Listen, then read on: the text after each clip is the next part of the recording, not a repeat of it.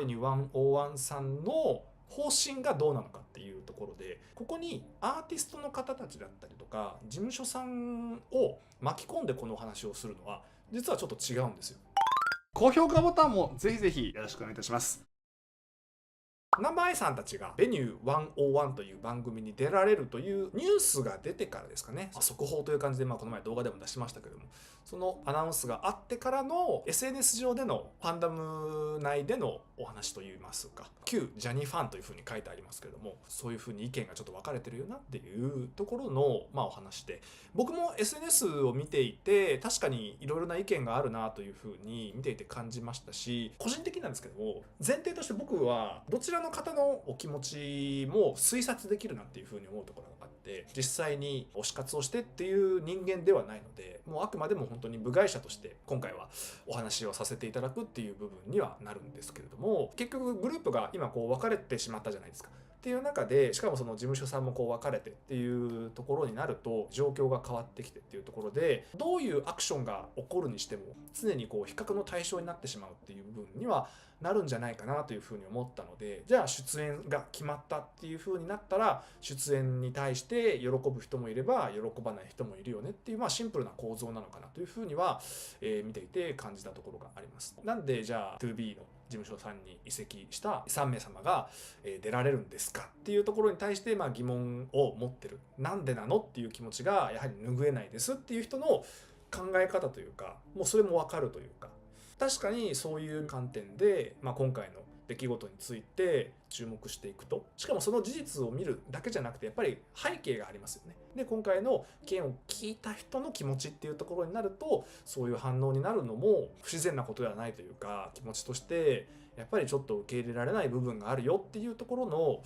感情になるのは間違いですよっていうふうに言えることではないかなというふうに思うというか、今回はとりわけ NHK さんに出演するっていうところのお話で、ファンの方たちの中でいろいろな意見が上がっているっていうのは、形的に言うとなるべくしてなってるかなというふうには思ってる部分があります。もう構造がそうだからですね。なので、結論としては今回のじゃあこの件について明快なアンサーを僕がこの場で出すかっていうと、もちろん出せないです。もうこれは本当に構造のお話だなっていうふうに思ってますし、あとはもう当事者の方たちの気持ちのお話だと思うので、そもそものスタートっていうところが理屈を超えた感情の部分からやっぱり始まってるっていう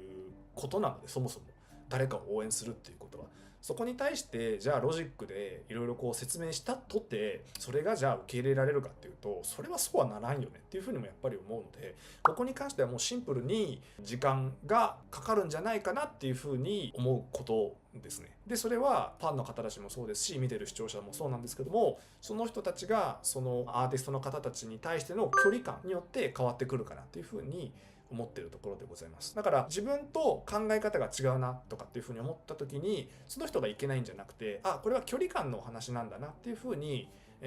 立ち戻っていただくと、それぞれの立場に立てるかなっていうふうに思ってますっていうところですね。まずは結論として。で今後もこういうことがあると、いわゆるね大荒れっていう、記事の書かれ方とかになるんじゃないかなというふうに思うんですけれども、一つやっぱりなんで NHK さんは 2B さんのアーティストさんですね、ナンバーアイさんたちの出演に前向きというか、そこを承諾したのかという、紅白がまだ言うて2ヶ月前ですかねにあって、そこでは、旧ジャニーズのアーティストの方たちは一組も出てないっていう、直近の出来事があって、もうシンプルに3ヶ月ぐらいで旧ジャニーズのアーティストの方が出てるんじゃないかというところのお話になっていると、ざっくりとですけども。で個人的にはとりわけ今の世代のアーティストの方たちはやっぱり関係ないというか、その旧事務所さんの出来事に対してその代償みたいなものを本来は負うべきではないと僕は思ってるんですけれども、 CM のね契約が切れてしまったりとかっていうのもあったじゃないですか。なんてことだってやっぱり思うんですけれども、一方で考えなければいけないのはやっぱり世の中の仕組みというかルールというか構造の部分で、どうしてもそこはやっぱりロジックの部分だと思うんですよね。でもそういう契約を解除しなければならないとか、出演を取りやめなければならない世の中の仕組みの部分での判断っていうところになるのかなというふうに思うので、ここについてはじゃあロジックのお話っていうところを一旦そちら側に目を向けないと、この感情の部分っていうものはずっとそのままになっちゃうんじゃないかなっていうふうに思ってて、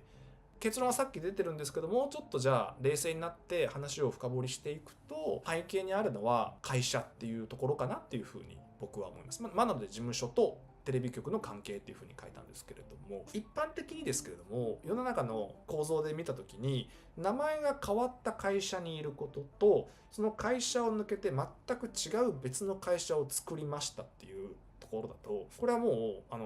構造が違うというか、でおそらくこれは NHK さん側の判断だとも思いますし、NHK さんだけじゃなくて、会社さんとかお取引先さんによってこの辺りの判断は変わるんだろうなっていうふうには思うんですけれども、名前が変わった会社さんだったら OK なのかそうじゃないのかっていうところのその判断とかっていうのを会社さんとか企業さんごとに判断していくものになってるのかなとい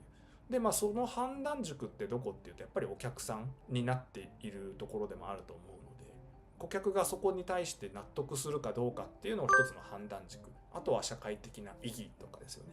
っていうので、じゃあ名前が変わった会社さん、過去にあった出来事に付随する影響みたいなものとかネガティブなものだったりとかはこれで完全に払拭できましたね OK ですって判断した会社さんは、おそらく名前を変えられた会社さんにオファーをかけると思います。で逆に名前が変わったっていうその状態に対して、それだけだと足りませんねって判断している会社さんはオファーをかけないっていう、シンプルなお話なのかなっていうふうに見てるところもあって、でその NHK さんのベニュー101さんの方針がどうなのかっていうところで、ここにアーティストの方たちだったりとか事務所さんを巻き込んでこのお話をするのは実はちょっと違うんですよ。その判断をした NHK さんに対して言ってるんだったら分かるんですよ。じゃなくて、それがアーティストの人たちに対しての批判とかに矛先が向いちゃったりとか、ショーがどんどんこう大きくなっていってしまうと、ちょっと話が変わってくるというか、ファンの方たち同士でのバトル勃発みたいな風になってしまってるんじゃないかなと思った部分ですね。なのでその NHK さんの判断に対してどう思うかっていうところの多分お話だと思います。今回の件で NHK さんが判断した内容としては、会社を出て別会社としてスタートを切った旧ジャニーズのアーティストの方たちに対してはオファーをするっていう構造のお話で言うと、そういうことかなっていうふうに思いますっていうところですかね。でその構造について、構造に不満があるっていうんだったら分かるんですけど、ちょっとやっぱり内容的には感情の部分でね、そっちではないお話にちょっと寄っちゃってるかなっていうふうに思える部分もあったので、でもそうなってしまう気持ちも分かるよねっていうところはあるかなっていうふうに思いますけどね。